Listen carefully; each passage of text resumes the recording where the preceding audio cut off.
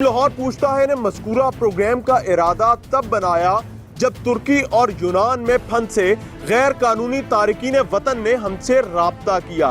इनमें बहुत से ऐसे थे जिन्होंने अपने साथियों को अपनी आंखों के सामने कत्ल होते देखा, तो कुछ ने अपनी खवातीन को अपनी आंखों के सामने दर्जनों अफराद की मौजूदगी में खुले वीरानों पथरीले पहाड़ों पर बेआबरू होते देखा। लेकिन ना तो वो किसी से शिकायत कर सकते हैं, ना ही गिला, क्योंकि वो अपने देश से गैर कानूनी तौर पर फरार हो रहे हैं। इनमें से कुछ ने जहनी दबाव के पेश नजर अपनी यादाश्त खो दी और कुछ ने अपने जिस्मानी आज़ा।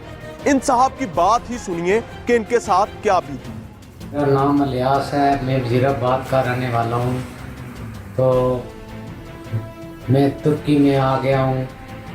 दिलावर नाम का लड़का है, उसके वालिद का नाम है आरब में एजेंट है पाकिस्तानी।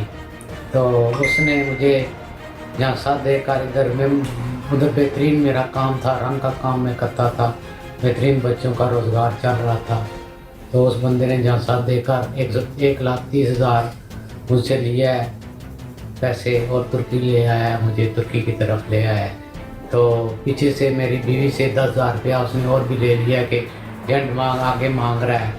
तो बड़ियाँ परेशानियाँ मैंने काटी हैं, सेफों में रह के दो ब्याह होके काटी हैं, बड़ी परेशानियाँ काटी हैं। फिर आकर तुर्की वालों ने मेरा ऑपरेशन कर दिया है और उसका बेटा भी गायब हो गया है।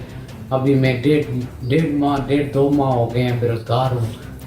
तो ये देखें मेरा उन्होंने कितना बड़ा ऑपरेशन कर दिया, मना करने के बावजूद भी। एजेंट जो है पाकिस्तानी, तो वो सीधे मुँह मेरे घर वालों से बात नहीं करता है। मैं किराए की दुकान है, मेरे छोटे छोटे बच्चे हैं 4। अब मैं बेरोज़गार हूँ, अब मैं किधर जाऊँ? मेरे पास तो ना पैसा है ना कुछ भी नहीं है। तुर्की में मौजूद पाकिस्तानी एजेंट के सेफ हाउस में फंसा रंगसाज इलियास अपने गुर्दे की कुर्बानी सिर्फ इस वजह से दे चुका था कि पाकिस्तान में मौजूद उसकी बीवी के पास एजेंट का पेट भरने के लिए मजीद रकम नहीं थी। इसी ज़िम्न में आपको बताते चलें कि माफिया के ये अफराद कभी पैदल, कभी कंटेनर्स में, तो कभी गाड़ियों की डिग्गियों में लोगों को डालकर गैर कानूनी तौर पर बॉर्डर क्रॉस करवाते हैं। इस धंधे को माफिया की जुबान में डंकी करने के नाम से जाना जाता है, यानी एक शख्स को गैर कानूनी तौर पर बॉर्डर क्रॉस करवाना। अब इन अफराद को ही देखिए जो यूरोप जाने का खमियाजा कार की बंद डिग्गी में भुगत रहे हैं और इल्तिजा करते नजर आते हैं कि पीछे मौजूद लोग किसी सूरत डंकी ना करवाएं, यानी बॉर्डर क्रॉस ना करें। प्रोग्राम की रिकॉर्डिंग के दौरान हमारा राब्ता एक ऐसे नौजवान से हुआ जो घर से निकला था यूरोप जाने के लिए, लेकिन पहुंचा सीधा यूनान के कैद खाने में। आजकल किन हालात में है जनाब, उनकी बात उन्हीं की जुबानी जानते हैं। मुझे बोला गया था कि फ्रांस जाने के लिए, तो उसके लिए मुझे बोला गया था कि हम यहाँ से आपने जाना है ईरान से ना आपको वहाँ से आपका वीज़ा लगेगा। तो असल में हुआ ऐसे है कि मैं जब ईरान आया हूँ, ईरान से इन्होंने मेरी लगवाई है डंकी आगे। वो समझ लें आप, ऐसा खेल होता है कि मौत को हाजिर नाजिर जान के अपने सामने मौतें देखी हैं, जो पड़ी देखी हैं ना अपने सामने। कई लोगों की ऐसी लाशें थीं जो कि 2 दिन से पड़ी हैं, 5 दिन से पड़ी हैं। तो आप ये हिसाब लगा लें कि इंसान भूख प्यास से मर जाता है, ठीक है, उसकी हिम्मत ख़त्म हो जाती है और मर जाता है इंसान। तो कहने का मकसद है कि यहाँ तक ये मुझे पहले ईरान से इन्होंने डंकी लगवाई है तुर्की की, फिर मुझे तुर्की से लगवाई है मुझे ग्रीस की। मुझे तकरीबन 15-16 महीने हो गए हैं यहाँ पे। मैं असल में लाहौर का ही रहायशी हूँ, तो एजेंट जो है वो भी लाहौर का ही है, यानी कि महल्ले का ही है हमारे। तो उसने मुझसे लिए थे तकरीबन 5 लाख पहले लिए थे और 5 लाख बाद का था कि जब मैं यानी कि मिड पॉइंट पे कहीं हो जाऊँगा ना तो 5 लाख फिर दूँगा। मकसद ये था कि बंदा चाहता है कि चल अपने हालात कुछ ठीक हो जाएं, कुछ ऐसा मसला हो जाए या मैं बाहर जाके कुछ 2-4 पैसे कमा लूँ जो मुझे आने वाले वक्त में मेरे काम आए।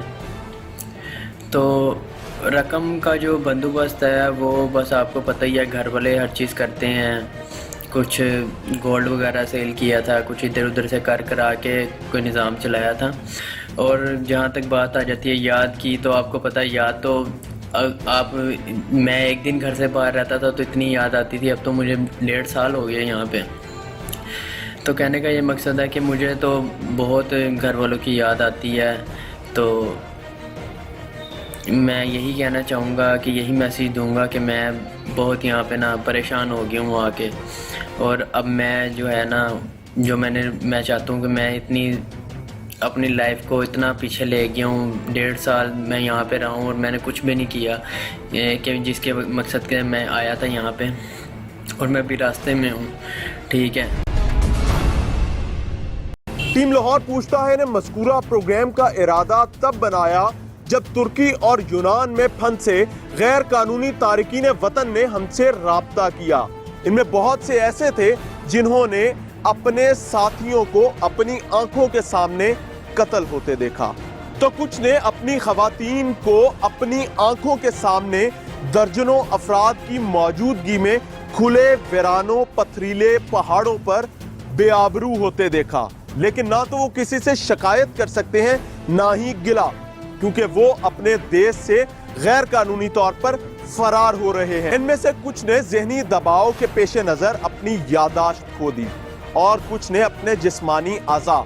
इन साहब की बात ही सुनिए कि इनके साथ क्या बीती। मेरा नाम इलियास है, मैं वज़ीराबाद का रहने वाला हूँ। तो मैं तुर्की में आ गया हूँ। दिलावर नाम का लड़का है, उसके वालिद का नाम है आरब में एजेंट है पाकिस्तानी। तो उसने मुझे यहाँ साथ देकर इधर में उधर बेहतरीन मेरा काम था, रंग का काम मैं करता था, बेहतरीन बच्चों का रोज़गार चल रहा था। तो उस बंदे ने जहाँ साथ देकर 1,30,000 मुझसे लिया है पैसे और तुर्की ले आया है, मुझे तुर्की की तरफ ले आया है। तो पीछे से मेरी बीवी से 10,000 रुपया उसने और भी ले लिया कि एजेंट आगे मांग रहा है। तो बड़ियाँ परेशानियाँ मैंने काटी हैं, सेफों में रह के दो ब्याह होके काटी हैं, बड़ी परेशानियाँ काटी हैं। फिर आकर तुर्की वालों ने मेरा ऑपरेशन कर दिया है और उसका बेटा भी गायब हो गया है। अभी मैं 1.5-2 माह हो गए हैं बेरोज़गार हूँ। तो ये देखें मेरा उन्होंने कितना बड़ा ऑपरेशन कर दिया, मना करने के बावजूद भी। एजेंट जो है पाकिस्तानी, तो वो सीधे मुंह मेरे घर वालों से बात नहीं करता है। मैं किराए के मकान है, मेरे छोटे छोटे बच्चे हैं 4। अब मैं बेरोज़गार हूँ, अब मैं किधर जाऊँ? मेरे पास तो ना पैसा है ना कुछ भी नहीं है। तुर्की में मौजूद पाकिस्तानी एजेंट के सेफ हाउस में फंसा रंगसाज इलियास अपने गुर्दे की कुर्बानी सिर्फ इस वजह से दे चुका था कि पाकिस्तान में मौजूद उसकी बीवी के पास एजेंट का पेट भरने के लिए मजीद रकम नहीं थी।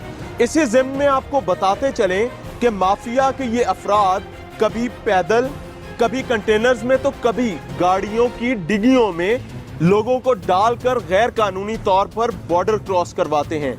इस धंधे को माफिया की जुबान में डंकी करने के नाम से जाना जाता है, यानी एक शख्स को गैर कानूनी तौर पर बॉर्डर क्रॉस करवाना। अब इन अफराद को ही देखिए जो यूरोप जाने का खमियाजा कार की बंद डिग्गी में भुगत रहे हैं और इल्तिजा करते नजर आते हैं कि पीछे मौजूद लोग किसी सूरत डंकी ना करवाएं, यानी बॉर्डर क्रॉस ना करें। प्रोग्राम की रिकॉर्डिंग के दौरान हमारा राब्ता एक ऐसे नौजवान से हुआ जो घर से निकला था यूरोप जाने के लिए, लेकिन पहुंचा सीधा यूनान के कैद खाने में। आजकल किन हालात में है जनाब, उनकी बात उन्हीं की जुबानी जानते हैं। मुझे बोला गया था कि फ्रांस जाने के लिए, तो उसके लिए मुझे बोला गया था कि हम यहाँ से आपने जाना है ईरान से ना आपको वहाँ से आपका वीज़ा लगेगा। तो असल में हुआ ऐसे है कि मैं जब ईरान आया हूँ, ईरान से इन्होंने मेरी लगवाई है डंकी आगे। वो समझ लें आप, ऐसा खेल होता है कि मौत को हाजिर नाजिर जान के अपने सामने मौतें देखी हैं, जो पड़ी देखी हैं ना अपने सामने। कई लोगों की ऐसी लाशें थीं जो कि 2 दिन से पड़ी हैं, 5 दिन से पड़ी हैं। तो आप ये हिसाब लगा लें कि इंसान भूख प्यास से मर जाता है, ठीक है, उसकी हिम्मत ख़त्म हो जाती है और मर जाता है इंसान। तो कहने का मकसद है कि यहाँ तक ये मुझे पहले ईरान से इन्होंने डंकी लगवाई है तुर्की की, फिर मुझे तुर्की से लगवाई है मुझे ग्रीस की, मुझे तकरीबन 15-16 महीने हो गए हैं यहाँ पे। मैं असल में लाहौर का ही रहायशी हूँ, तो एजेंट जो है वो भी लाहौर का ही है, यानी कि महल्ले का ही है हमारे। तो उसने मुझसे लिए थे तकरीबन 5 लाख पहले लिए थे, और 5 लाख बाद का था कि जब मैं यानी कि मिड पॉइंट पे कहीं हो जाऊँगा ना तो 5 लाख फिर दूँगा। मकसद ये था कि बंदा चाहता है कि चल अपने हालात कुछ ठीक हो जाएं, कुछ ऐसा मसला हो जाए या मैं बाहर जाके कुछ 2-4 पैसे कमा लूँ जो मुझे आने वाले वक्त में मेरे काम आए। तो रकम का जो बंदोबस्त है वो बस आपको पता ही है, घर वाले हर चीज़ करते हैं। कुछ गोल्ड वगैरह सेल किया था, कुछ इधर उधर से कर करा के कोई निज़ाम चलाया था। और जहाँ तक बात आ जाती है याद की, तो आपको पता है याद तो मैं एक दिन घर से बाहर रहता था तो इतनी याद आती थी, अब तो मुझे 1.5 साल हो गए यहाँ पे। तो कहने का ये मकसद है कि मुझे तो बहुत घर वालों की याद आती है। तो मैं यही कहना चाहूँगा कि यही मैसेज दूँगा कि मैं बहुत यहाँ पे ना परेशान हो गया हूँ आके, और अब मैं जो है ना मैं चाहता हूँ कि मैं इतनी अपनी लाइफ को इतना पीछे ले गया हूँ। 1.5 साल मैं यहाँ पे रहा हूँ और मैंने कुछ भी नहीं किया कि जिसके मकसद के मैं आया था यहाँ पे, और मैं भी रास्ते में हूँ। ठीक है।